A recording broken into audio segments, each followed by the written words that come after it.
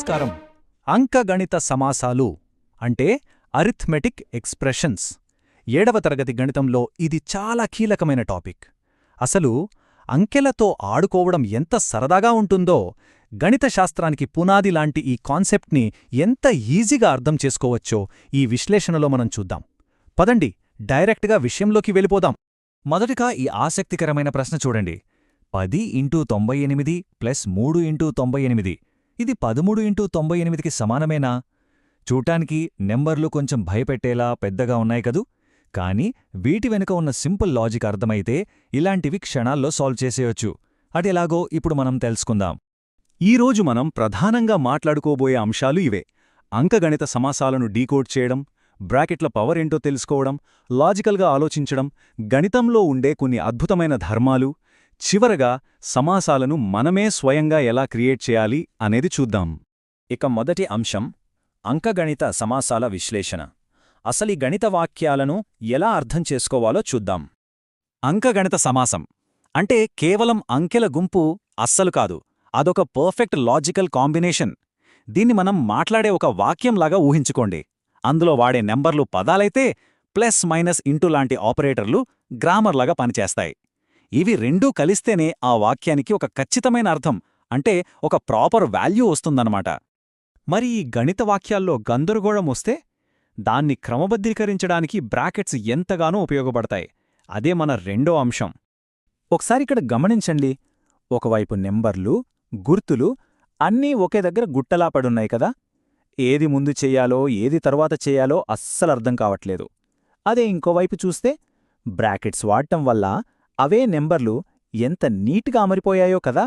ముందుగా ఏ లెక్క చెయ్యాలో, ఏ పని పూర్తి చెయ్యాలో ఈ బ్రాకెట్స్ మనకు క్లియర్ ఇన్స్ట్రక్షన్స్ ఇస్తాయి. సూపర్ కదూ. సరే, మరొకే లెక్కలో చాలా బ్రాకెట్లుంటే ఏం చెయ్యాలి? చాలా సింపుల్ అండి. ఎప్పుడూ లోపల్నుంచి బయటకు రావాలి. ముందుగా లోపలున్న బ్రాకెట్ను గుర్తించి అందులోని లెక్కను పూర్తి చేయాలి. ఆ తర్వాత బ్రాకెట్ తీసేసి మిగిలిన లెక్కను పూర్తి చేసుకుంటూ బయటకు రావాలి. ఇలా సిస్టమాటిక్గా చేస్తే మన బ్రెయిన్కస్సలు భారం పడదు, ఆన్సర్ కూడా పర్ఫెక్ట్గా వస్తుంది. ఇక మూడవ అంశానికి వచ్చేద్దాం. తర్కం మరియు పోలిక అంటే కష్టపడి ప్రతి ఒక్కటి లెక్కించడం కంటే లాజికల్గా, తెలివిగా ఆలోచించడం ఎలాగో నేర్చుకుందాం. మనం స్టార్టింగ్లో చూసిన ఆ లాజికల్ ప్రశ్న దగ్గరికే మళ్ళీ వద్దాం. 10 98లు, దానికి తోడు మరో 3 98లు కలపాలి. ఇక్కడ లాజికల్గా ఆలోచిస్తే 10కి 3 కలిపితే 13 కదా, అంటే టోటల్గా మన దగ్గర 13 98లు ఉన్నాయన్నమాట. సో ఇక్కడ పెద్ద పెద్ద గుణకారాలంటూ పేజీలు లెక్కలు చేయాల్సిన పనేలేదు. చిన్న లాజిక్ వాడితే ఆన్సర్ ఇట్టే తెలిసిపోతోంది. మరి ఇలాంటి లాజికల్ షార్ట్కట్స్ అన్నీ ఎక్కడ్నుంచి వస్తాయి? ఇక్కడే మనకు గణితంలో ఉండే కొన్ని మ్యాజిక్ రూల్స్ పరిచయమవుతాయి. అదే మన 4వ అంశం. ఇక్కడ చాలా ఆసక్తికరమైన 2 రూల్సున్నాయి. మొదటిది స్థిత్యంతర ధర్మం.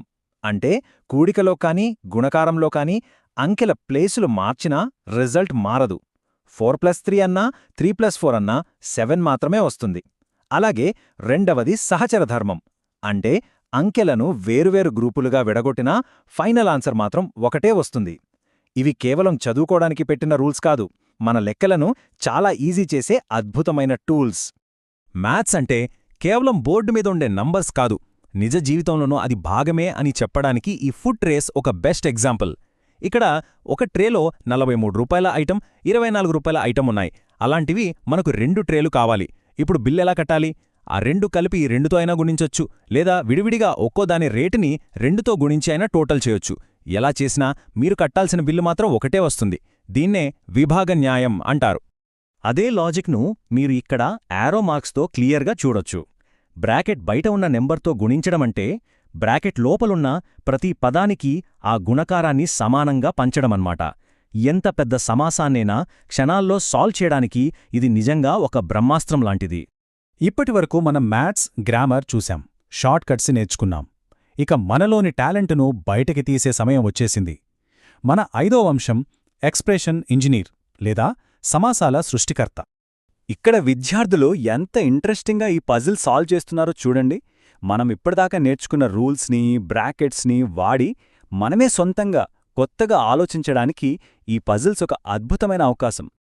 ఈ పజిల్లోని ఛాలెంజ్ ఏంటంటే 1, 2, 3, 4, 5 ఈ నెంబర్లను ఖచ్చితంగా ఒక్కసారి మాత్రమే వాడాలి. Plus minus into divided by ఈ సింబల్స్ని వాడుతూ బ్రాకెట్ సాయంతో -10 నుంచి +10 వరకు అన్ని ఆన్సర్స్ రప్పించాలి. బ్రాకెట్స్ ఎక్కడ పెట్టాలో కొంచెం జాగ్రత్తగా లాజికల్గా ఆలోచిస్తే దీనిని చాలా ఈజీగా క్రాక్ చేయొచ్చు. ఇక ఇది అసలైన బాస్ లెవెల్ ఛాలెంజ్. 0 నుంచి 9 వరకున్న అంకెలను ఒక్కసారే వాడి ఆన్సర్ ఖచ్చితంగా 100 వచ్చేలా ఒక లెక్కను మీరే క్రియేట్ చేయాలి. వినడానికే చాలా ఆసక్తికరంగా ఉంది కదూ?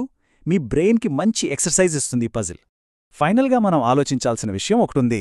ఈ చిన్న చిన్న రూల్స్తో ఇంకెన్ని వందల కొద్ది పజిల్స్ని మనమే స్వయంగా క్రియేట్ చేయొచ్చో కదా. అంకగణిత సమాసాల వెనుకున్న లాజిక్, బ్రాకెట్స్ వాడే విధానం ఒక్కసారి అర్థమైపోతే ఇలాంటివి సృష్టించడం మీకసలొక లెక్కే కాదు.